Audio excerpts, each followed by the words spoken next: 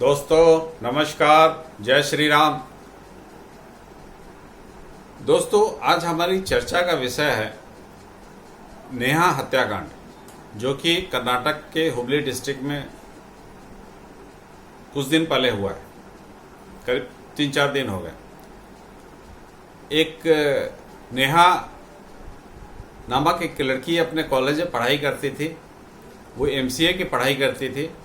तो उसका एक दोस्त बन गया था। जब वो बीसीए की पढ़ाई कर रही थी तो उसका एक फयाज नाम का एक दोस्त बन गया था।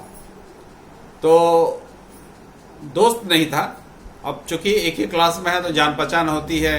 तो आजकल हर आदमी के हाथ में मोबाइल है, तो फोटो वगैरह भी एक दो, किसी ओकेजन में गए कहीं तो फोटो भी आपस में एक दो खींच लिए गए। फोटो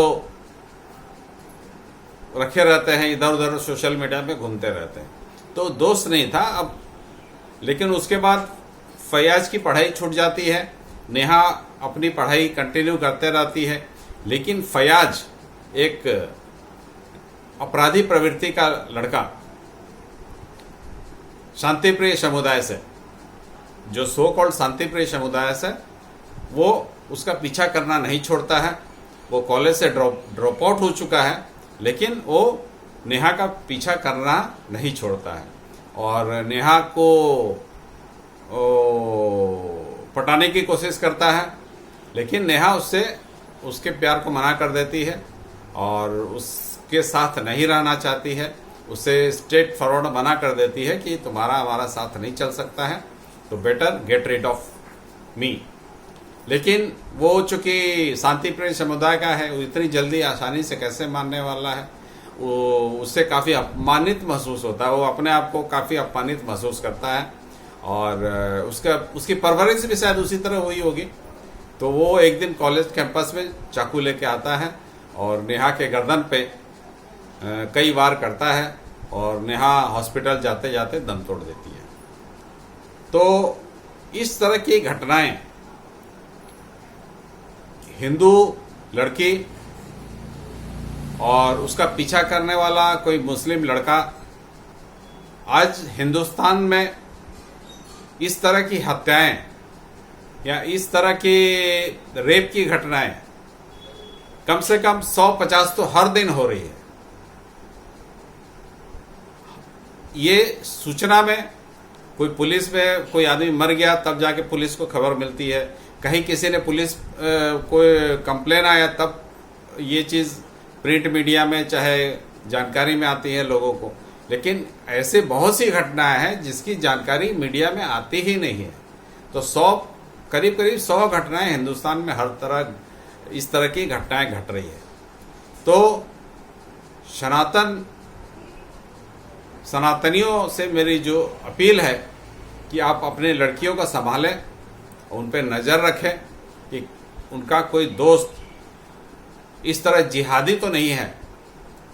अगर इस तरह का जिहादी टाइप का लड़का मिल जाएगा तो आपकी ज़िंदगी खराब कर देगा, आपकी लड़की की तो ज़िंदगी खराब कर ही देगा।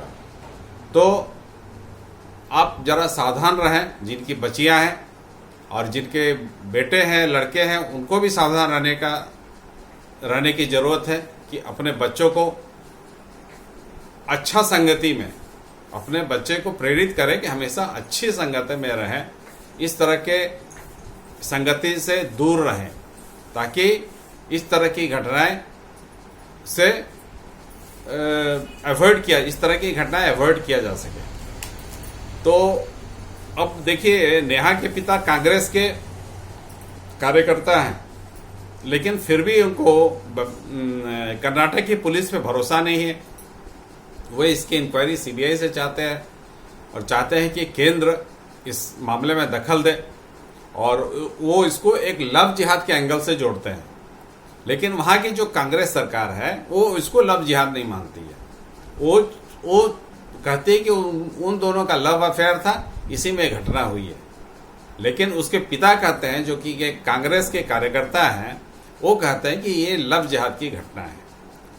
अब कांग्रेस सरकार तुष्टीकरण के मामले में इतने नीचे गिर गई है कि अपने कार्यकर्ता को भी वो न्याय नहीं दिला पा रही है।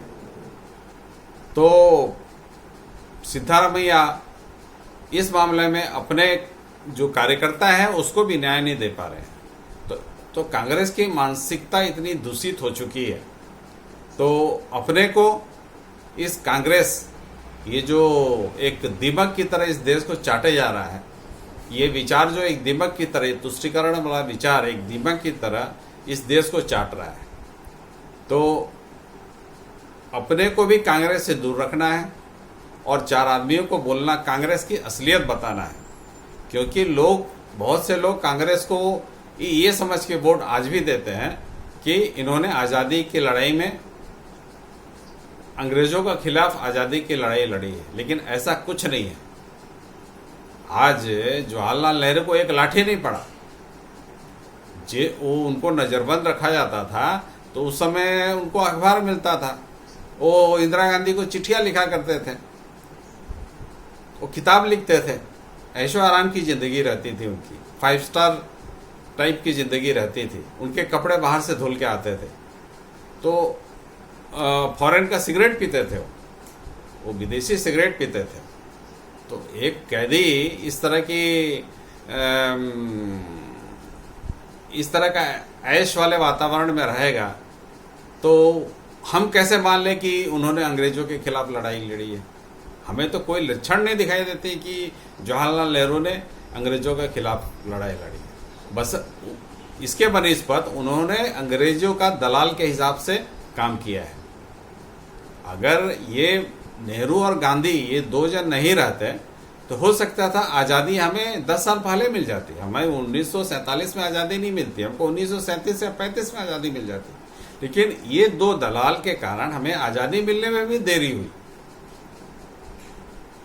तो खैर, ये घटना काफ़ी दर्दनाक घटना है, उस बाप पे क्या बीतती होगी, और हमारी सारी संवेदनाएं उस बाप के साथ है, नेहा के पिता के साथ है, और केंद्र सरकार से हमारी गुजारिश है कि नेहा के पिता को भरसक मदद दिया जाए, और जो फयाज जो कि अरेस्टेड है उसे जल्द से जल्द फांसी दी जाए, ताकि 1 महीने के अंदर में, क्योंकि सीसीटीवी फुटेज अवेलेबल है, और 1 महीने के अंदर में इस केस को निपटा के ख़त्म किया जाए। यह नहीं कि हाई कोर्ट जा रहे हैं, सुप्रीम कोर्ट जा रहे हैं, केस लड़ रहा है, अभी यहाँ पे सुप्रीम कोर्ट आ गया तो कपिल सिब्बल खड़ा हो गया, अभिषेक मनु सिंह भी खड़ा हो गया।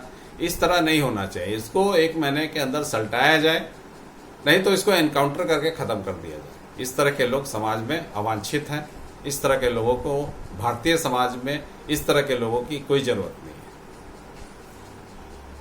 फिलहाल दोस्तों, ये घटना से काफ़ी क्षोभ पैदा होता है कि हम किस समाज में रहते हैं, और हमारा जब बंटवारा 1947 में हुआ था, आज हम अपने से सवाल पूछते हैं, अगर बंटवारा हुआ तो फिर ये लोग यहाँ क्यों रह गए?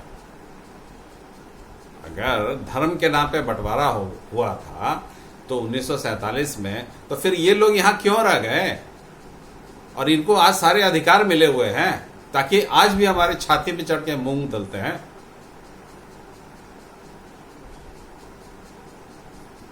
तो मेरी प्रधानमंत्री मोदी जी से भी गुजारिश है, इस समस्या का समाधान निकाला जाए,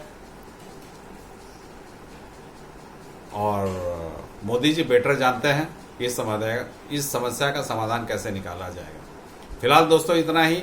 ये खबर काफ़ी क्षोभ भरा है, मन में आत्मग्लानि पैदा करता है, और एक हिंदू होने के नाते कभी कभी शर्म आती है कि हम लोग इसका जवाब नहीं दे पाते हैं। इसको जवाब देना चाहिए। क्या कहा जाए, मैं निशब्द हूँ। फिलहाल दोस्तों इतना ही। नमस्कार, जय श्री राम।